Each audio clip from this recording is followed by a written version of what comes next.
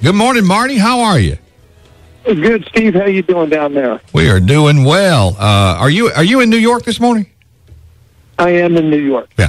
Well, first of all, our heart dropped the other day when the news story broke that you had suffered a mild stroke, and Coach Gene Stallings recently suffered a mild stroke, and so we wanted to reach out because you're on a short list of all-time favorite folks to every Crimson Tide football fan. There's no doubt about that. We love you to death. How are you? I'm doing much better, Steve. The only side effects that I have is double vision. And I've seen an ophthalmologist, and he said that within 90 days it should return to normal. Oh, that's great. It's just a matter of time. So, I got the best of the worst, and very fortunate that I didn't have any other side effects. And matter of fact, I have an appointment today with a cardiologist just to check out my heart. But it was quite a scary moment. Well, I can imagine. Well, thank God you are okay. It's interesting. Coach Stallings had a mini stroke too, and I'm following how he's doing. He's also the very same situation that you're talking about. Has had this double vision side effect from the mini stroke that he's recovering from. Right. No, most of the time, from what I'm told, it's the nerve 4 palsy that affects the eyesight. And apparently maybe that's what Coach Stallings had. I know that's what they diagnosed mine as. But again, I was very fortunate. I had my son Rocky up, who's a doctor down in Wetumpka, my son Jesse, who's just got out of med school. They were all here at the house. I had my roommate from college, Murray Lake, up there. It just come from my charity golf event and had a beautiful event, completely sold out, beautiful dinner. Came home, trying to make arrangements on who's going to take who to the airport the next day, and kind of woke up in the middle of the night and had some cramps, and I went to stand up, and the next thing I had the paramedics there. So, they have my 2 boys there, have Murray there, have a whole family there, and it happened when it did, and then get immediate medical help. I was fortunate. Well, absolutely, and I know it scared everybody to death, and it came on you that sudden. That quick, it's just the early signs that I got were I had cramps in my legs, and I just felt that maybe because of the long day of being on a golf course, I might have dehydrated. But you know what, Steve? It's one of those things that there's a wake-up call. God says, hey, slow yourself down. Make more time for Him. Make more time to do the things you're supposed to do. And it's, at the age of 60, you got to listen. So now it just takes time to heal. Absolutely right. It'll reposition your priorities in a hurry, won't it? It will, in a heartbeat. Did I read, if I remember correctly, correct me if I'm wrong, had you had a stent or something or a heart procedure in the past, Marty? Yeah, I had a stent put in March of 2015. Okay. I actually fell down a flight of stairs, and when I was going down, I had the awareness to grab a banister, and that was going down the hallway, and it tore my rotator cuff and tore my bicep, my bicep from the top. And when I went in for the pre-op physical, I failed the stress test, only to find out that I had an artery that was 90% blocked. And if I didn't tear my bicep or hurt my shoulder, I probably never would have found that. Wow, these blessings come hidden in disguise sometimes, don't they? Yeah. And you can't. And the funny thing about it is, Steve, you can't ask why. You can't sit there and say why me, because it doesn't advance you. I know yesterday, was better than the day before. Today's better than yesterday. And that's all I can pray for every night, is just every morning to wake up be a little bit better than yesterday. Well, amen to that. You've got a great attitude, and it encourages the rest of us too, especially coming from a fellow like you, who we obviously perceive as being pretty tough. I'll never forget, none of us will, that goal line stand in that Sugar Bowl. I gotta ask you, Marty, that report came out the other day, these former players and NFL players, and whose brains they had studied, and 90%, I think, plus there had been some change in brain activity as a result, they believe, maybe of football and all the hits and things. What's your view and your take on this? Yeah, I believe it's real. I've seen it in a lot of my teammates, and we all witnessed how it took away the life of Kevin Turner. That's right. So it is real. And I've been asked many times since I had the stroke on July 11th, do I think there's any relationship between the concussions and the stroke? Right. Really, I don't know. Mm-hmm. But I do know this. I think if we teach our young kids how to play the game, how to tackle, safety first, not winning first, I think football is a great game to play. I would do it all over again. It gave me an opportunity to play at the University of Alabama, to play for Coach Bryant, and then to come up here and play for the New York Jets. I don't have any regrets. I think the only regrets that maybe I would have is if I knew the long-term effect. Mm-hmm. And even if the NFL knew the long-term effect, maybe I would have done things a little bit different. But, Steve, I don't regret playing the game. It gave me a great opportunity to get an education and to do the things that, coming from a family of 7, I wouldn't have had that opportunity. We're talking to Alabama great Marty Lyons, who is recovering from a mild stroke several weeks ago. Marty, God forbid that it's anytime soon, for sure.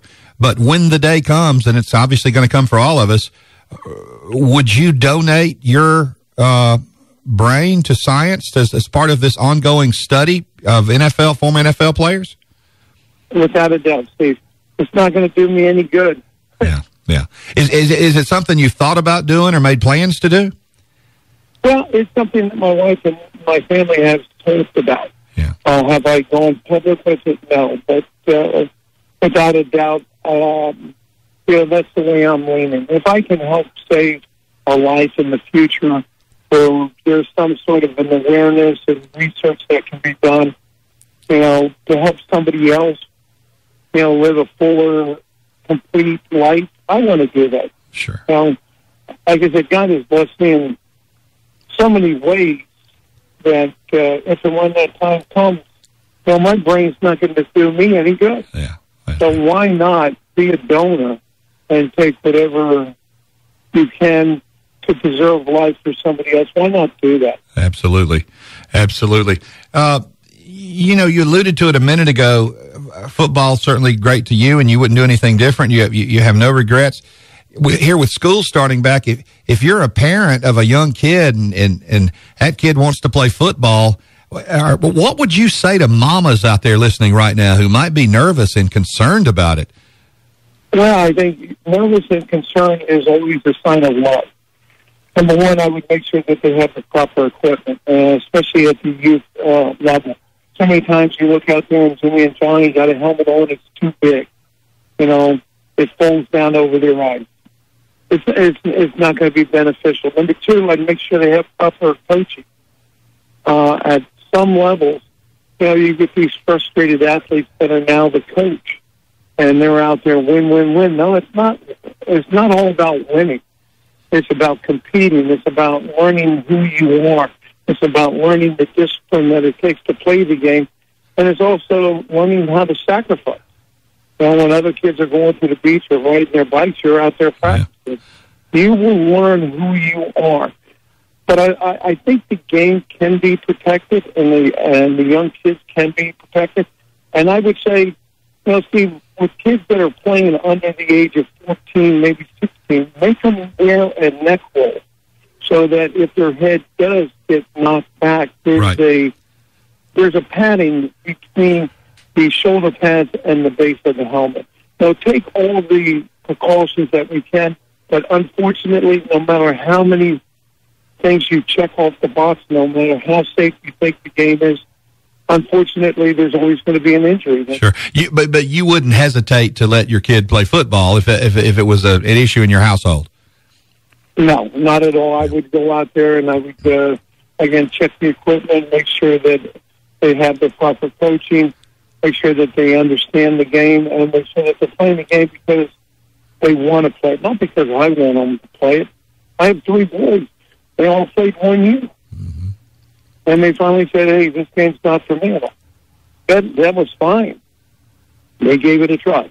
We're talking to former Alabama All-American, the great Marty Lyons, who does radio analysis for the New York Jets. How will the mini stroke affect that? Will you be ready to go, or will you miss a few games, Marty? Well, right now, Steve, I took off the first 2 preseason games with the understanding with the Jets that the third preseason game is against the Giants on August 26th. If I'm not ready, I'm not going to rush back. Good. And then I'll try to get ready for the opener against Buffalo. And if I'm not ready, I won't go back. Marty, you know, today is a big day in Tuscaloosa, Alabama. It's the start of fall camp. Here we are 30 days away from that kickoff. Thinking back to your days playing for Coach Bear Bryant and the start of fall camp and practice, what goes through a player's mind on that first day? I think the first day is just the preparation that you put in prior to this opening day. You want to find out, number one, if you're in good shape. Number two, you had a chance to win a national championship last year against Clemson. Unfortunately, you fell short, and that's got to be your ultimate goal, to get back to that game, to play in that national championship game, to win the SEC. But you also have a target on your back. Everybody's coming after you. That's right. So you can't take a playoff. You can't take a game for granted. And I think having Coach Saban there, that's not going to happen. You know, it just occurred to me, I know you've got some of the best doctors in the world, but I don't know if they've thought of this. I think what you need is a large helping of Taco Casa. I think that might be Steve, I agree with you. And one of the first phone calls I got was from Rod. Yeah. Looking over there at Taco Casa. He's a good man. It was so inspiring to talk to him. And we prayed together on the phone, and, you know, he is just a special person. He's a solid stand-up dude, and he really is.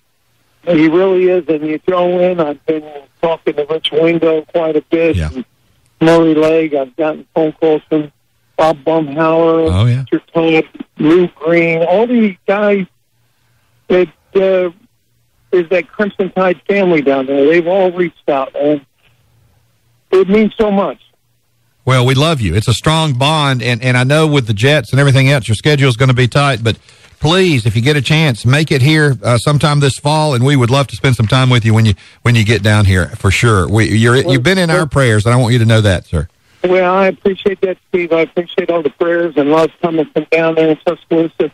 And I thought that we said the next time I come down there, we're going to have a Taco Casa tailgate. That's exactly right. I got it penciled in. I was making sure that you remembered it and really wanted to do it. And it sounds like you're committed to it, so let's go. Well, I'm committed to it, Steve. You work it out with Rod, and I believe I'm going to be down there for the first home game, which is going to be September 8th.